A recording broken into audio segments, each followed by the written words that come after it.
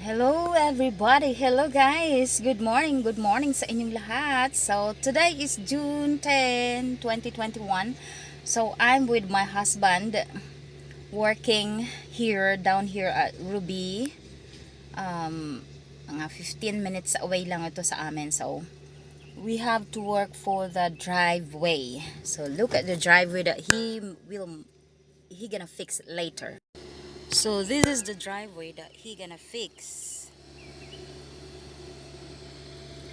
Doon siya nag-start. Let's see. See that? That's the starting point. Going here. So this is the driveway that he gonna fix. That is the starting point. We're going there.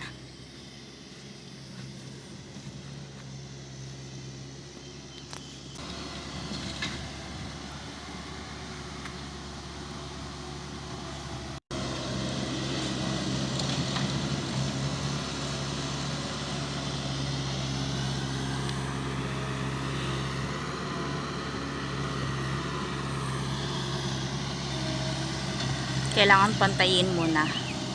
Actually, we can finish this for this day kasi kailangan siyang lagyan ng crush and run. Kailangan muna niyang i-grade. So that part na medyo malalim kailangan niyang pantayin.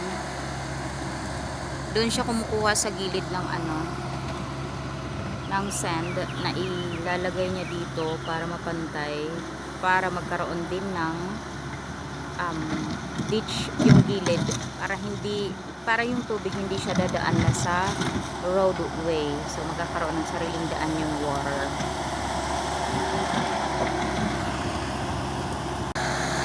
Yan, kumukuha siya doon ng sand.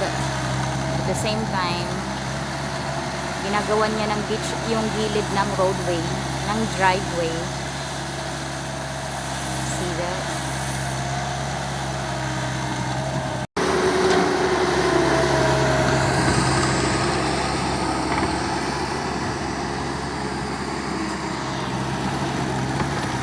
Get again another sand. At the same time, gumagawa siya ng ditch para sa running way ng water.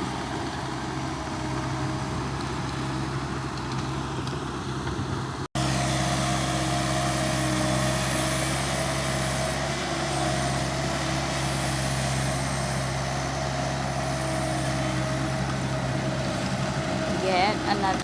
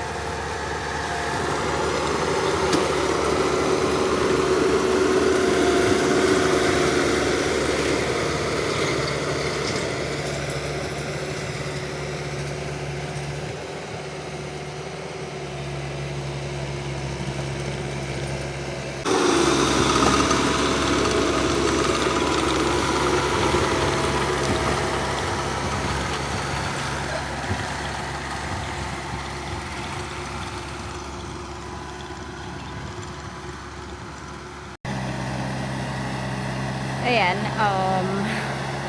nilagyan ng ng erosion mat yung gilid para yung sand hindi siya mapunta sa ditch na ginawa. See that erosion mat here? Erosion mat yan para hindi mag-run yung sand dito sa gilid papunta doon sa baba. pina-fine lang yung ano, yung driveway kasi ito yung part na very soft yung soil.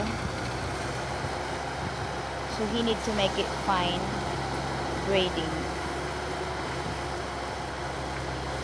And then later on when the gravel when the crushing run arrives, he will start spreading it.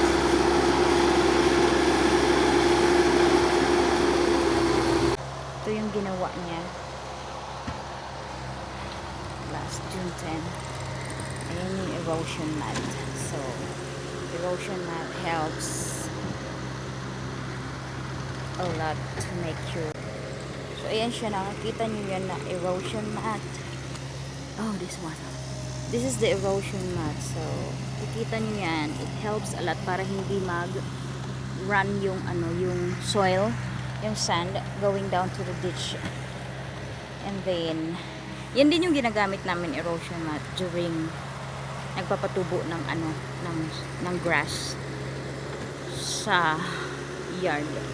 Yan yung ginawa na niya. So later on we will see the come out of the spreading of the gravel out of the crushing run. And so guys, as you can see, this is the track of that dump truck, showing you how soft is this driveway. So this is the crush and run. So I'll show you later the result of the driveway. And that's it. So he starts spreading the crush and run to the driveway. At this part here, don't need to have a very thick crush and run, because this is the part that there's no problem here. Sand is good here. The problem was the entrance of the driveway.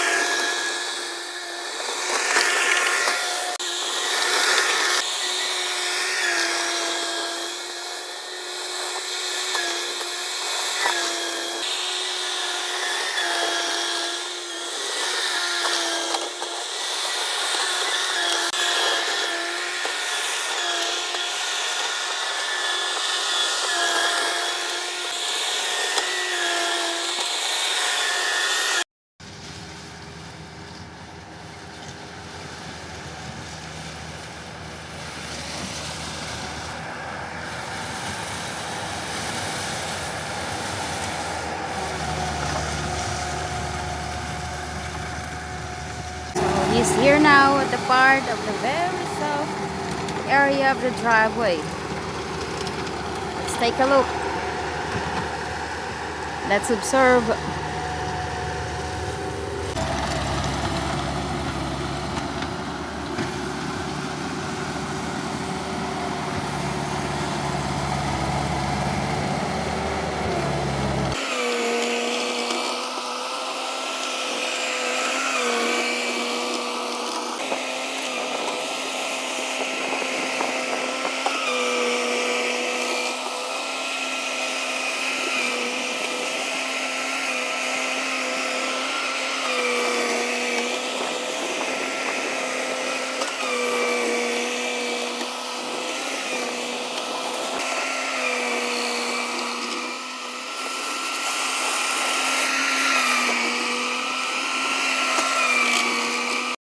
Guys, look at the driveway. It's not yet finished.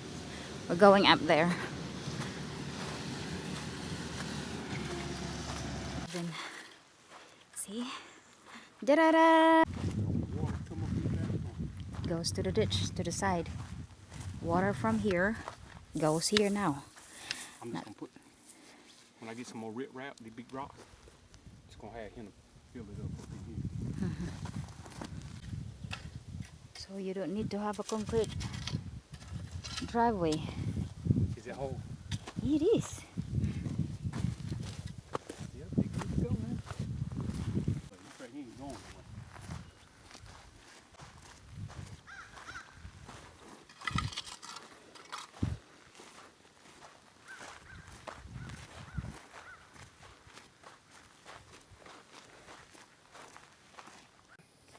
So look how he make it.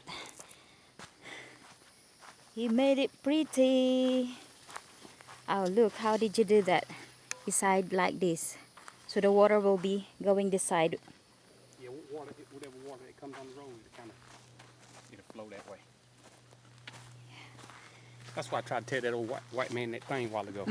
I said, I got it where the water gonna go this way. If you just sit here and make this road like this, then the water. Flat.